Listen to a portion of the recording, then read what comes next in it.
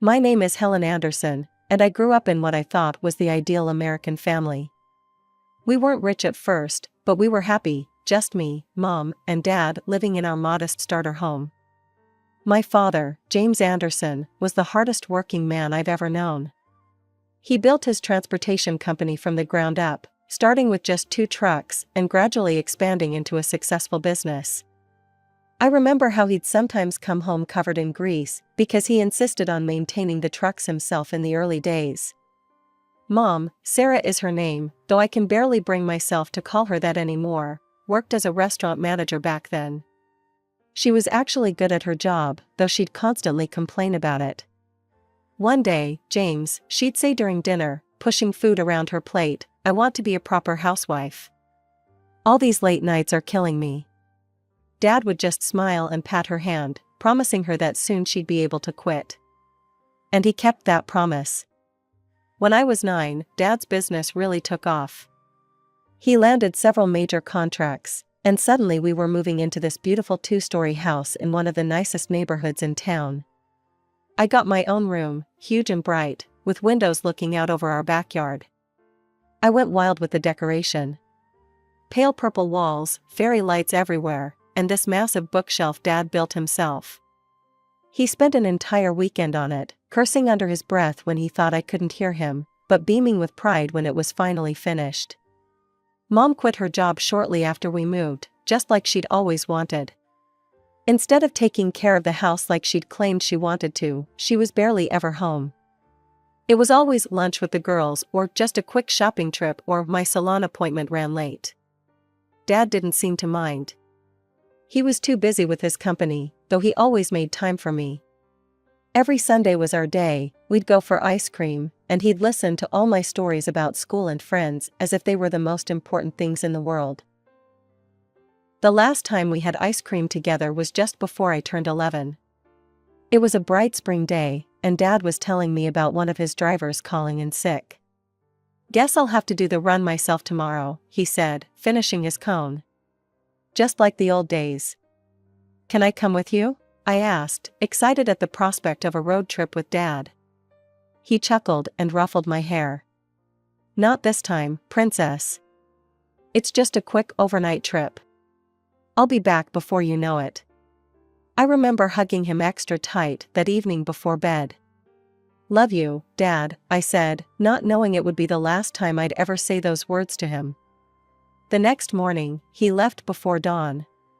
Mom was still asleep, so Maria, our nanny, made his coffee and packed him a lunch. I heard him start his truck and pull out of the driveway.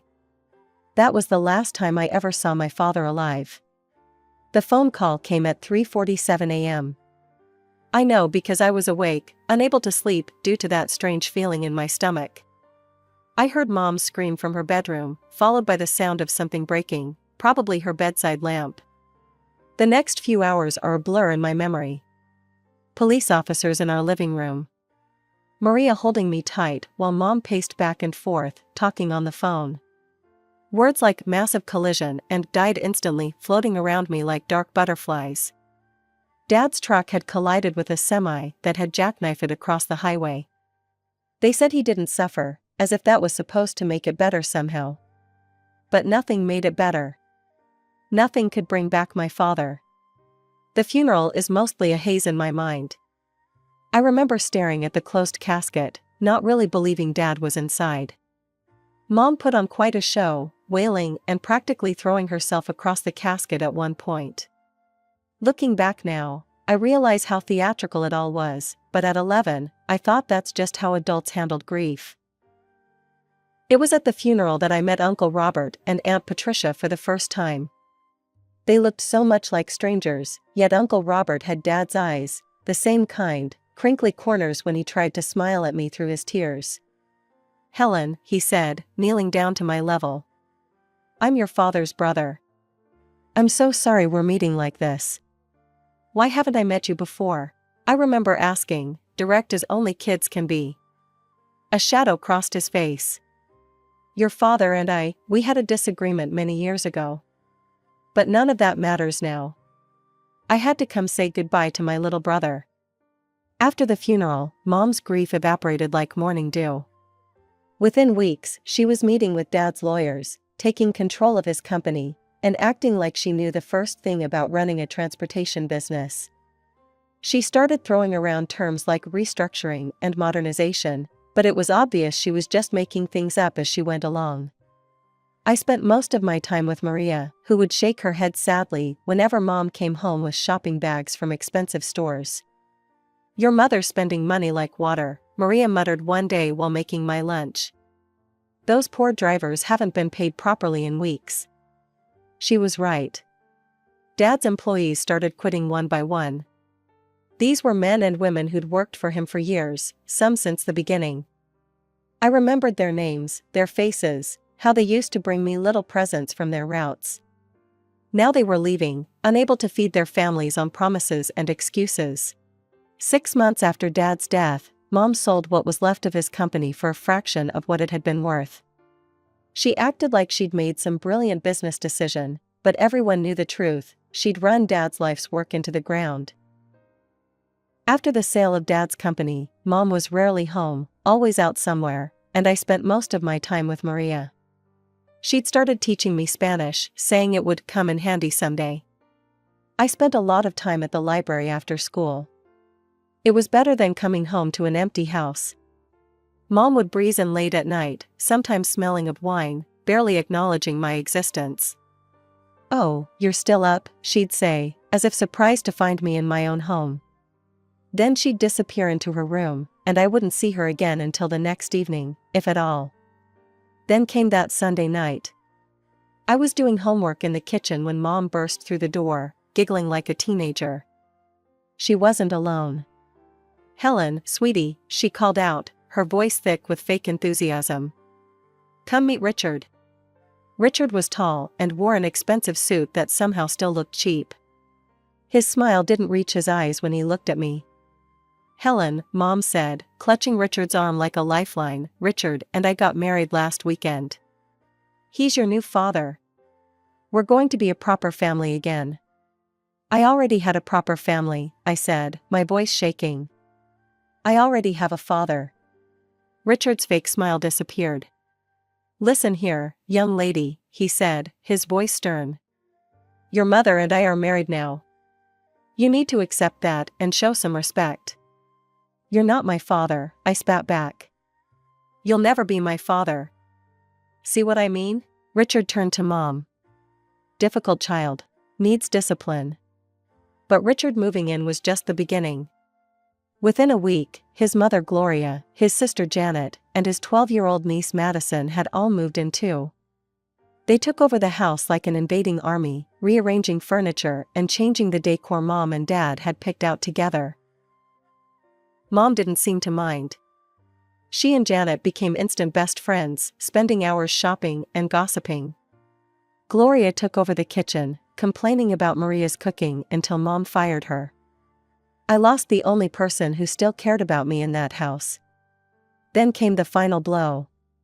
I came home from school one day to find Madison in my room that Dad had built the bookshelf in, my room with the purple walls and fairy lights. "What are you doing?" I demanded. "Aunt Sarah said I could have this room," Madison smirked. "It's bigger than the guest room, and I need space for all my things." "Get out," I screamed. "This is my room." "Not anymore," she taunted, throwing my books off the shelves. "Your mom says you're moving to the small room down the hall." I lost it. I lunged at Madison, and we both went down in a tangle of arms and legs. I pulled her hair while she scratched at my face, both of us screaming. Richard and Mom ran in, pulling us apart. "Helen," Mom shrieked. "How dare you? Go to your new room right now." "No. This is my room. Dad gave it to me." Richard grabbed my arm roughly. "Your father is dead," he snarled. "This is my house now, and you'll do as you're told." They locked me in the small guest room for 2 days, only letting me out for school and bathroom breaks. My books and things were piled in boxes in the corner. Dad's bookshelf was thrown out with the trash. Through the wall, I could hear Madison playing music in my old room, and Mom laughing with Janet downstairs like nothing was wrong. A few weeks after the room incident, I was heading to the bathroom late at night when I heard voices from downstairs. I crept to the top of the stairs, staying in the shadows. "The girl is becoming more difficult every day," Richard was saying. "She's disrupting our family harmony. Have you considered finding her another home?" My heart stopped. "Another home? You mean adoption?" Mom asked, and my blood ran cold at how thoughtful she sounded. "I suppose that could work. She's still young enough." "It would be better for everyone," Janet added. "Madison's afraid of her after that attack, and honestly, she doesn't fit in here anymore." I ran back to my room, buried my face in my pillow, and told myself they couldn't mean it. Mom wouldn't give me away. She couldn't. I pushed the conversation to the back of my mind, convincing myself it was just talk. 2 months later, my 13th birthday arrived. I wasn't expecting much, my birthdays hadn't been celebrated since Dad died. But to my surprise, Uncle Robert and Aunt Patricia showed up at the door. "Happy birthday, Helen," Uncle Robert said, hugging me tight. His eyes narrowed when Richard walked past, ignoring us completely. Mom had thrown together a hasty dinner, probably embarrassed that Dad's brother might judge her. The tension around the table was thick enough to cut with a knife. Then Mom cleared her throat. "Actually, Robert, Patricia, I'm glad you're here. There's something I need to discuss." Something in her tone made my stomach clench. "Helen isn't happy here," Mom continued, not looking at me. "And frankly, we're not happy either. She doesn't fit in with our new family dynamic. I've decided to put her up for adoption." The words hit me like a physical blow. The conversation I'd overheard hadn't been just talk after all. "I thought, since you and Patricia don't have children of your own," Mom continued, her voice casual as if she were discussing the weather, "you might want to take her. If not, I'll start looking for other families." The room spun. I couldn't breathe. On my birthday. She was giving me away on my birthday. Uncle Robert's chair scraped back so violently it fell over. "We'll take her," he thundered, his face red with fury. "And you, Sarah, are the most despicable excuse for a mother I've ever seen. How dare you?" Richard started to stand, but one look from Uncle Robert made him sink back into his chair. "Patricia," Uncle Robert said, his voice gentler, "help Helen pack her things. We're leaving now." Aunt Patricia wrapped an arm around my shaking shoulders and led me upstairs. We packed quickly, throwing my clothes and few remaining possessions into bags. I was crying so hard I could barely see. "It's going to be okay, sweetheart," Aunt Patricia kept whispering. "We've got you now." I walked out of that house without looking back at Mom. She didn't try to stop me, didn't try to say goodbye. The last thing I heard as Uncle Robert closed the car door was Madison asking if she could have my new room too. The transition wasn't easy at first. I'd wake up in my new room at Uncle Robert and Aunt Patricia's house, momentarily confused about where I was. But then I'd smell Aunt Patricia's coffee and bacon wafting up from the kitchen, and remember that I was home, my real home. The adoption process moved quickly. Mom signed away her rights without hesitation, which hurt at the time but eventually felt like a blessing. Uncle Robert and Aunt Patricia became Mom and Dad on paper, making official what was already true in my heart. "Helen," Uncle Robert said one morning over breakfast, "we enrolled you in Riverside Prep. It's a better school than your old one, and we think you'll like it there." I did like it there. Without the constant stress of my old home life, I started doing better in classes. My teachers noticed, and so did my new parents. They came to everything, every school play, every academic awards ceremony, every parent-teacher conference. When I joined the debate club, they sat through every competition, beaming with pride even when I lost. They encouraged me to try new things. Piano lessons, summer science camps, volunteering at the local animal shelter, they supported it all. Not just with money, but with genuine interest and involvement. The pain of my mother's rejection faded gradually, replaced by the warm certainty of being truly loved. I stopped thinking about her, stopped wondering if she ever thought about me. My new life was too full, too happy for those old hurts to matter anymore. High school graduation came, and I had the loudest cheering section in the audience, not just Uncle Robert and Aunt Patricia, but their whole extended family who had embraced me as their own. "We have something to tell you," Aunt Patricia said at my graduation dinner. "We'd been saving for your college fund since the day you came to live with us." They'd put aside enough to send me to any school I chose. I picked State University's business school, planning to major in investment management. College was incredible. I threw myself into my studies, determined to make them proud. During my junior year internship at Goldman Sachs, Aunt Patricia mentioned casually that she'd run into my birth mother at the grocery store. "She has a son now," Aunt Patricia said carefully, watching my reaction. "They're still in your father's old house with Richard's family." I just nodded, surprised to feel nothing but mild curiosity. That life seemed like a distant dream now, happening to someone else. After graduation, I landed a job at Morgan Stanley. My starting salary made my eyes pop. It was more money than I'd ever imagined making right out of college. The day I got my first paycheck, I went straight to the jewelry store. Uncle Robert had been wearing the same worn-out watch for years, and Aunt Patricia had been eyeing a particular pearl necklace in a local shop window. When I gave them their gifts, Aunt Patricia started crying, and Uncle Robert's hands shook as he put on his new watch. "You shouldn't have spent your money on us," he protested weakly. "Who else would I spend it on?" I asked, hugging them both. "You're my parents. You're the ones who made all of this possible." 6 years flew by after college. I climbed the corporate ladder at Morgan Stanley, earning promotion after promotion until I was managing my own team.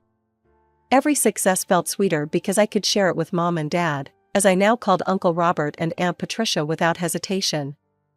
The apartment came first, a beautiful 2-bedroom condo in a nice part of the city.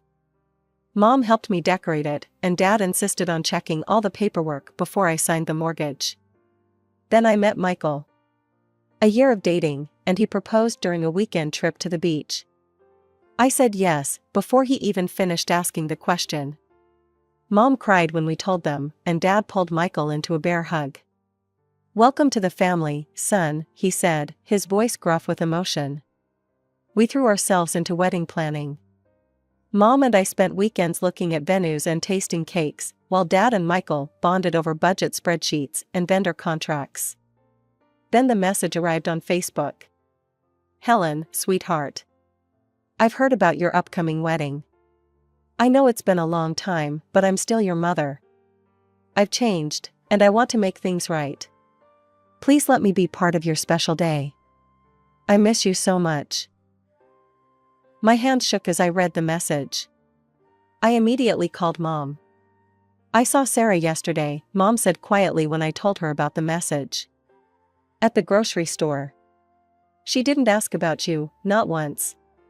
But when I mentioned how successful you've become, how you're getting married, well," her eyes lit up in a way I didn't like. Mom hesitated before continuing.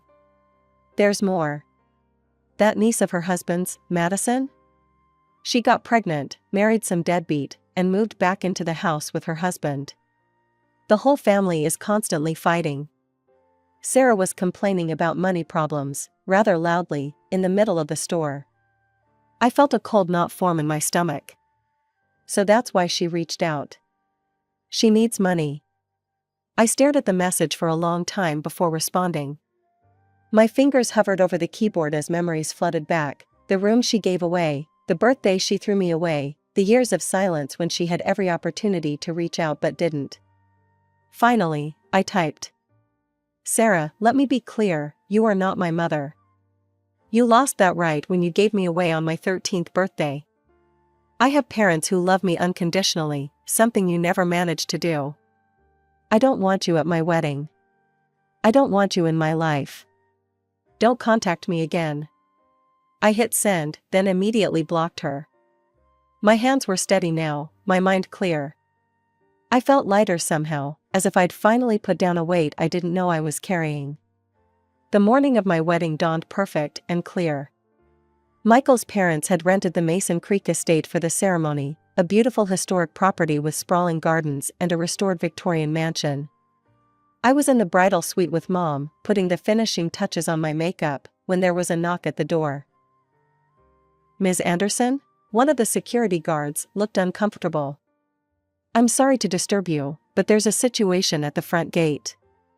There are some people insisting they know you, a man, woman, and teenage boy."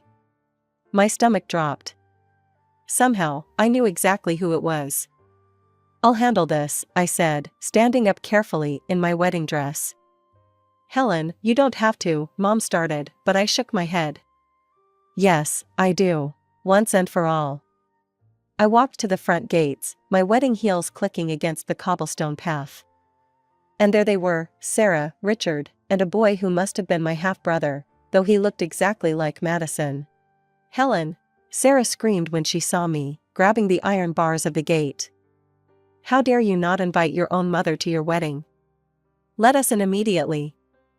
I took a moment to really look at her. She'd aged poorly, her designer clothes were obviously last season's, her makeup too heavy, her hair desperately in need of a touch-up. Richard looked thinner, more haggard, the expensive suit replaced by something off the rack. "Richard should be the one walking you down the aisle," Sarah continued, her voice shrill. "He's your father." That made me laugh, a genuine, hearty laugh that echoed across the courtyard. "My father? The man who locked me in a room for 2 days? The man who helped you throw away your own daughter? We're family," Sarah's voice cracked. "You can't just pretend we don't exist. Look at how you're living, this fancy wedding, your big job, your expensive clothes. Meanwhile, we can barely make ends meet. We're drowning in debt, and you're here playing princess." Ah, there it was. The real reason for this dramatic appearance. "I'm not playing at anything," I said coldly. "I worked for everything I have. And let's be clear, you're not my family. You gave up that right years ago. My parents are inside that house. They're the ones who raised me, supported me, loved me unconditionally. You need our help." Sarah was practically foaming at the mouth now. "After everything we did for you." "Everything you did for me?" I cut her off. "You mean throwing me away like garbage? Taking away my room, my home, my childhood? That's what you did for me." I turned to the security guards. "These people are strangers who are trespassing. Please remove them from the property. They are not welcome here." "You can't do this," Sarah screamed as the guards moved forward. "I'm your mother." "No," I said firmly. "You're just the woman who gave birth to me. There's a difference." I turned my back on her continued screams and walked away, my head held high. When I returned to the bridal suite, Mom was waiting with a worried expression. "Are you okay, sweetheart?" I took a deep breath and smiled. You know what? I've never been better. That chapter of my life is finally, completely closed. There was a knock at the door, and Dad poked his head in. "Ready, princess?" I looked in the mirror one last time, adjusting my veil. The woman looking back at me wasn't that scared 13-year-old girl anymore. I was strong, successful, and loved, truly loved. "I'm ready," I said, taking Dad's arm. The wedding march began to play as we approached the garden ceremony.